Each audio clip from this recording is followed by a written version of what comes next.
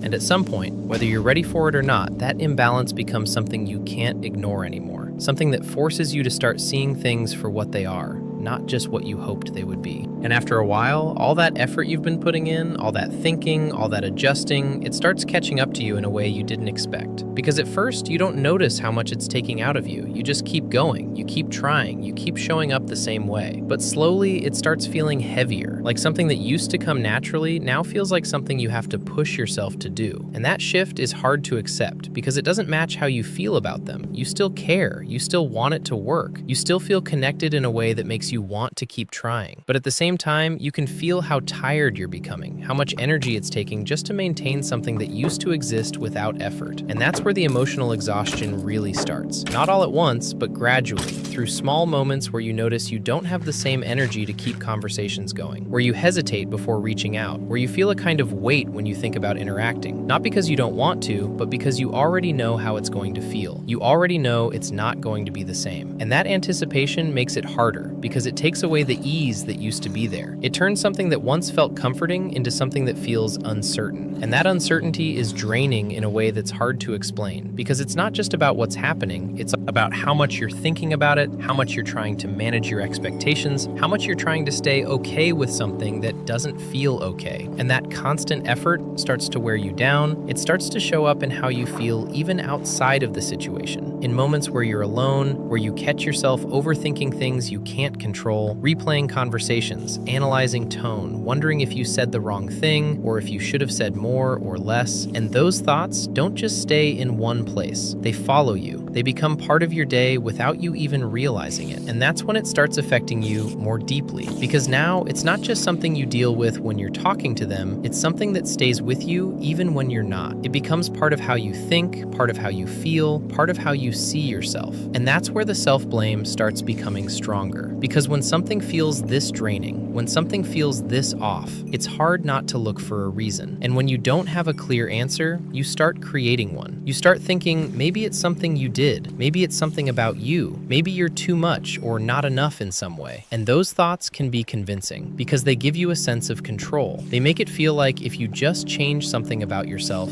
things might go back to how they were. So instead of stepping back, you lean in again. You try to be better, say the right things, not overreact, not seem too emotional, not seem too distant either. You try to find that balance that will somehow fix everything. But the more you try to adjust yourself, the more you start losing your sense of what feels natural to you. Because now, you're not just being yourself, you're monitoring yourself. You're thinking about how you come across, how you might be perceived, how your words might be interpreted. And that kind of self-awareness becomes exhausting because it doesn't let you relax. It doesn't let you just exist in the moment. It keeps you in a state where you're constantly trying to get it right. And even when you do everything the way you think you should, it still doesn't feel like enough because the response isn't changing. The energy isn't shifting. And that's when the exhaustion starts turning into something deeper, something heavier. Because now it's not just about being tired, it's about feeling like your effort doesn't matter the way it should. Like no matter what you do, it doesn't create the change you're hoping for. And that realization is hard to sit with because it forces you to consider something you've been avoiding. That maybe this isn't something you can fix on your own. That maybe this isn't something your effort can change. And that thought feels uncomfortable because it takes away the sense of control you've been holding on to. It takes away the idea that if you you just try harder, things will work out. And without that, you're left with a reality that feels uncertain, one where you don't know what's going to happen next, one where you don't know if staying will make things better or just keep you feeling the same way. And that uncertainty is what makes it so hard to move forward. Because even though you can feel how drained you are, even though you can feel how much this is taking from you, you're still not ready to let go. You're still holding on to the idea that maybe things can change. Maybe things can go back. Maybe this is just temporary. And that hope, even if it's small, is enough to keep you there. Enough to make you stay in something that isn't giving you what you need. Because letting go would mean accepting that it's not what you thought it was anymore. And that's a reality you're not fully ready to face yet. So instead, you stay in that space where you're both aware and unwilling to act on that awareness. Where you can feel the exhaustion, but still choose to push through it. Where you know something isn't right, but still hope it might fix itself. And that's where the real emotional weight builds. Not just from what's happening, but from the conflict between what you feel and what you're starting to understand. And the longer that conflict stays unresolved, the heavier it becomes, until eventually it reaches a point where something inside you starts to break. Not in a dramatic way, not all at once, but slowly, in the way you feel, in the way you think, in the way you start questioning whether this is something you can keep holding on to without losing yourself in the process. And eventually, even if you've been trying to push through it, even if you've been convincing yourself to keep going, to be patient, to not overreact, there comes a point where you can't ignore how you feel anymore. Not because you suddenly stop caring, but because the weight of everything you've been holding in becomes too much to carry the same way. And it doesn't happen all at once. It doesn't come as some dramatic moment where everything becomes clear instantly. It builds slowly, through all the times you stayed quiet when you wanted to say something, through all the moments you felt something was off but chose to ignore it, through all the effort you kept giving without feeling it come back the same way, until one day it just feels different, like something inside you has shifted, like you don't have the same energy to keep doing this anymore, like you're tired in a way that goes beyond just being frustrated. It's deeper than that. It's the kind of tired that comes from giving too much for too long without feeling secure in return. And that tiredness changes how you respond, because now when something feels off, you don't have the same instinct to fix it immediately. You don't have the same urge to overanalyze or to adjust yourself to make things better. Instead, there's a pause, a moment where you just sit with it, where you feel it without rushing to do something about it. And that pause might seem small, but it's important, because it's different from how you've been. Reacting, it's the first sign that something inside you is starting to step back,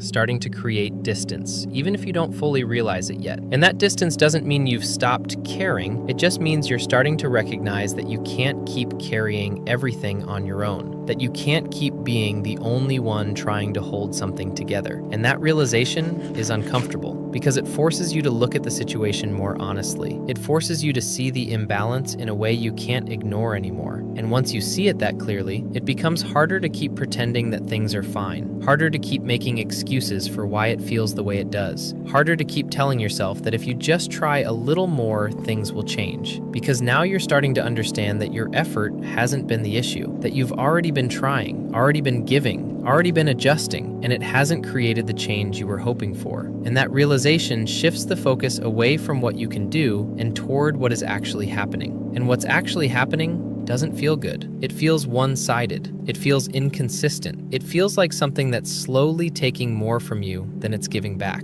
And that's where the real conflict starts. Because even though you can see that, even though you can feel it clearly, you're still not ready to let go. You're still attached to what it was, to what it could be, to the idea that maybe this isn't the end of it. And that attachment makes everything harder, because it keeps you in a space where you know something isn't right, but you're not ready to walk away from it either. And that's one of the most difficult places to be, because it feels like you're stuck between two realities. One where you stay and keep feeling the same way, and one where you leave and have to face the loss of something you cared about. And neither option feels easy. Neither option feels like something you're ready for. So you stay where you are, even though it's uncomfortable, even though it's draining, because at least it's familiar. At least it doesn't require you to fully let go yet. And that's where the real emotional weight builds. Not just from what's happening, but from the fact that you're aware of it and still choosing to to stay. And that awareness creates a different kind of pressure, because now every time something feels off, every time you notice the imbalance, every time you feel that same tiredness come back, you're reminded that you're still in it, that you're still allowing it to affect you. And that realization can be frustrating because it makes you feel like you should be doing something about it, like you should be making a decision, like you shouldn't still be here feeling this way. And that frustration starts turning inward. It starts making you question why you haven't left yet, why you're still holding on, why you're still hoping for something. That hasn't been happening. And those questions don't have easy answers because they're tied to how you feel, to the connection you still have, to the memories you haven't let go of. And that's what makes it so complicated, because it's not just about logic. It's about emotion. It's about attachment. It's about everything you've experienced that still holds meaning to you. And that's why letting go isn't something you can just decide to do instantly. It's something that happens gradually, through moments like this, where you start realizing your limits, where you start recognizing that you can't keep doing the same thing without it affecting you, where you start feeling the need to protect yourself in ways you didn't before.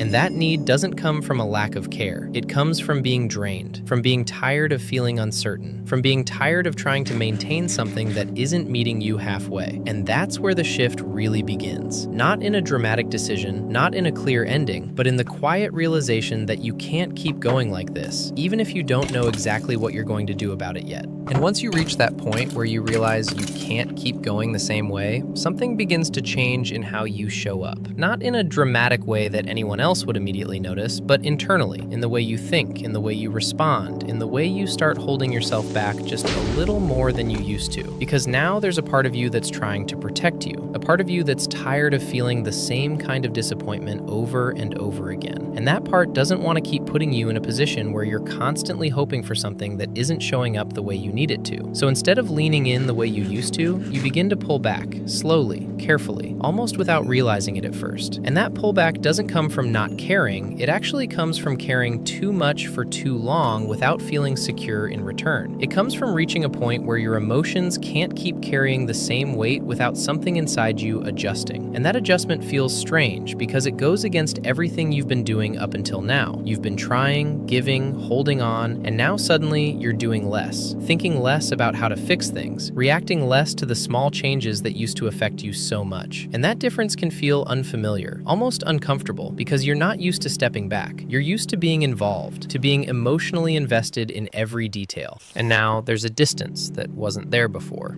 Not a complete detachment, but enough to notice that something is shifting, enough to feel that you're not as deeply pulled into everything the same way. And that shift doesn't happen all at once. It comes in moments, like when you don't feel the same urgency to reply immediately, when you don't feel the need to keep a conversation going if it naturally fades, when you notice something feels off, but instead of overanalyzing it, you just let it be. And those moments might seem small, but they represent something bigger. They represent a change in how much of yourself you're giving to the situation. They represent a growing awareness that you don't have to keep exhausting yourself trying to maintain something that isn't being maintained equally. And that awareness is important because it gives you space to breathe, space to think more clearly, space to see things without being completely consumed by them. And in that space, you start noticing even more. Not just what's happening now, but how long it's been happening, how long you've been feeling this way, how long you've been adjusting yourself to fit something that hasn't been fitting you the same way. And that realization adds another layer to everything, because now it's not just about the present moment. It's about the pattern, the repetition of feeling the same kind of imbalance over and over again.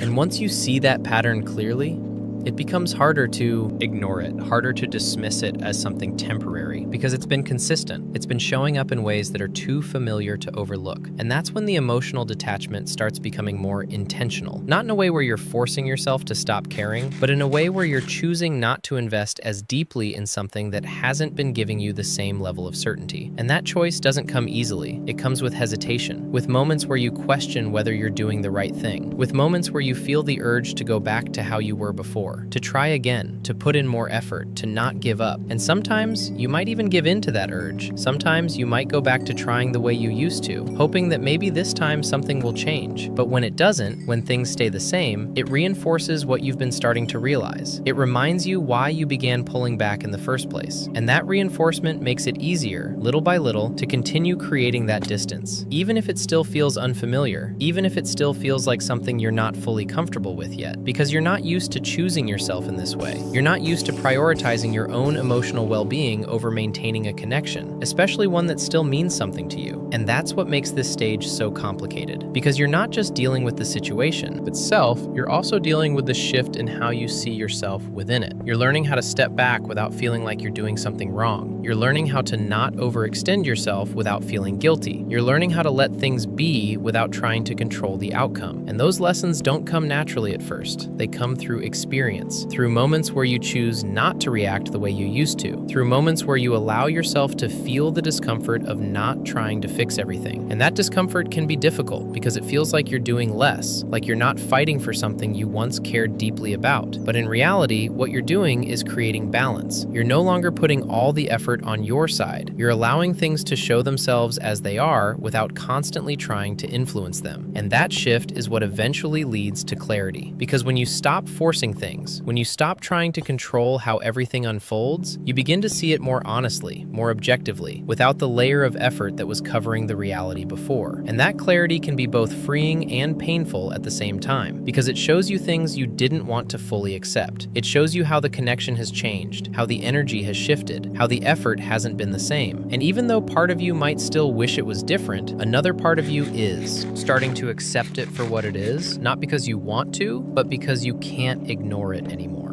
And that acceptance is what continues to push you further into detachment. Not in a way where you stop feeling completely, but in a way where your feelings are no longer controlling your actions the same way, where you're able to step back and observe instead of constantly reacting. And that's a significant change because it marks the point where you're no longer fully immersed in the situation. You're starting to separate yourself from it, even if it's only in small ways at first. And those small ways are what eventually lead to something bigger, something more defined, something that brings you closer to a decision you've been avoiding, even if you're not ready to fully face it yet.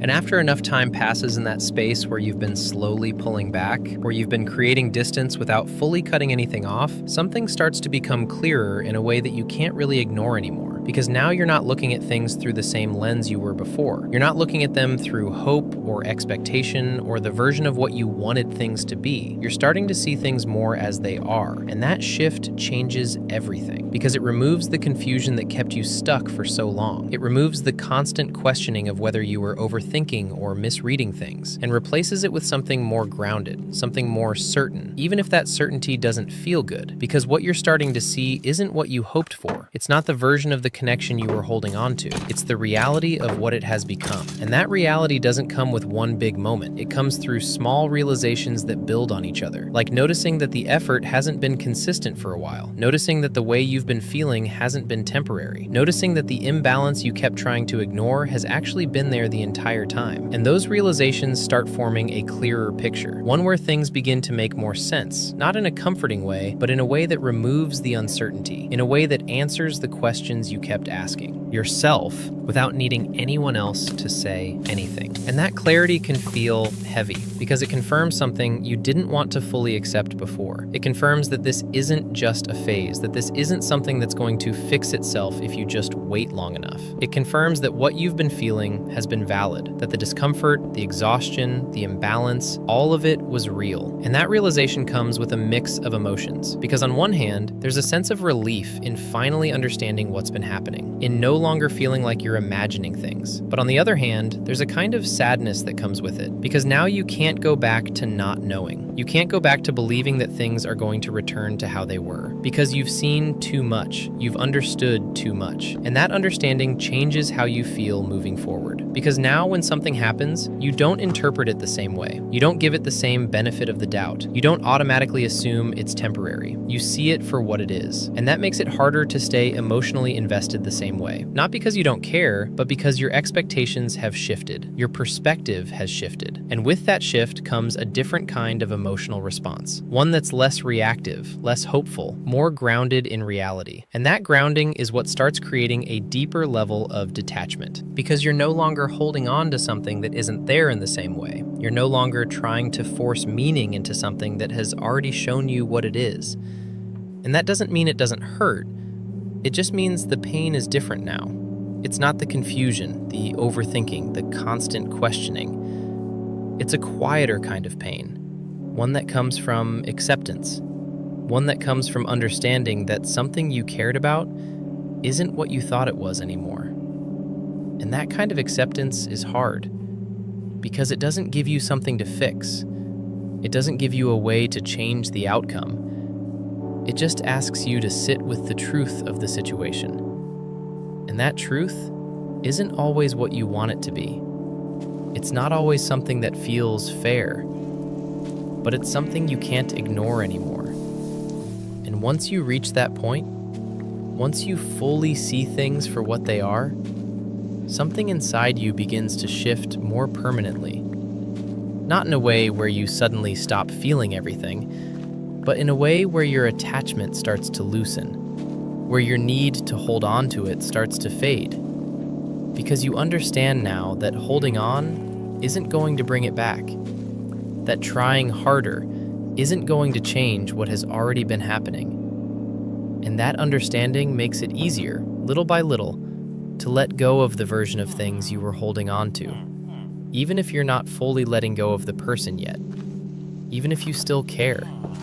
Even if you still think about what it used to be, there's a difference now. A distance that wasn't there before. A sense of awareness that keeps you from falling back into the same mindset completely. Because you know too much now. You've seen too much. And that awareness stays with you. It guides how you think, how you feel, how you respond, and it slowly moves you towards something you've been avoiding for a while. Not a sudden decision, not a dramatic ending, but a gradual acceptance that things are no longer what they were, and that you can't keep holding on to them the same way anymore, even if part of you still wishes you could. And when you finally reach that point where everything has settled enough for you to see it clearly, where the confusion has faded and the overthinking has slowed down, it doesn't feel like some dramatic ending the way you might have expected it to in the beginning. It doesn't feel like a sudden release or a moment where everything just disappears. It feels quieter than that, more subtle, like something inside you has slowly come to terms with what this is and what it isn't. And that acceptance doesn't come from them changing or from things suddenly making sense in a way that justifies everything. It comes from you understanding that you can't keep holding on to something that isn't holding on to you the same way, even if you still care, even if part of you still wishes things were different. Because at this point, it's not about what you want anymore. It's about what you can continue to carry without losing yourself in the process. And that realization changes how you feel about everything. Because now, when you look back at what it was, you don't see it through the same lens you used to. You don't just see the good parts, or the potential, or the version of things you were hoping for. You see all of it. The imbalance, the effort, the way it made you feel over time. And that full picture is what allows you to finally start letting go. Not in a forced way, not in a way where you're trying to convince yourself that you don't care anymore, but in a way where you recognize that. Caring doesn't mean staying. That holding on to something just because it once meant a lot doesn't mean it still belongs in your life the same way. And that understanding is what creates that final shift, where you stop trying to fix something that isn't yours to fix, where you stop waiting for something to change that hasn't been changing, where you stop putting your energy into something that has been slowly taking more from you than it's giving back. And that doesn't happen all at once. It happens in moments. Moments where you choose not to reach out. Moments where you let things be without trying to control them. Moments where you sit with the feeling instead of acting on it. And those moments build on each other until you realize that you're not reacting the same way anymore. That you're not as affected by things that used to completely consume your thoughts. That you're starting to feel a kind of distance that wasn't there before. And that distance doesn't mean you've forgotten everything or that it didn't matter. It just means you're no longer holding on to it in a way that keeps you stuck. And that's what real letting go looks like. Not erasing the past, not pretending it didn't happen, but allowing it to exist without letting it define your present. And even though there might still be moments where you think about them, where something reminds you of what it used to be, those moments don't have the same weight. They don't pull you back into the same place. They just exist as memories, as something that was once important, but no longer something you need to hold on to the same way. And that's where the peace starts to come in. Not a perfect kind of peace, not something that makes everything feel completely okay instantly, but a quieter kind. One that comes from no longer fighting reality, from no longer trying to force something to be what it isn't. And that peace might feel unfamiliar at first, because you've been so used to the emotional intensity, the overthinking, the constant questioning, that when things start to settle, when your mind isn't constantly going back to the same thoughts, it can feel strange, like you don't know what to do with that space. But over time, that space becomes something you grow into, something that allows you to focus on yourself again, on your own thoughts, your own life, your own sense of stability. And that shift is what truly marks the end of this process. Not because everything is perfect now, but because you're no longer stuck in the same cycle. You're no longer waiting for something to change. You're no longer trying to make sense of something that has already shown you what it is. And that's when you realize that letting go wasn't about losing them as much as it was about finding your way back to yourself, about stepping out of something that was draining you and into something that feels more stable, more grounded, more aligned with what you actually need, even if it took time to get there, even if it wasn't easy, even if it didn't happen the way you thought it would.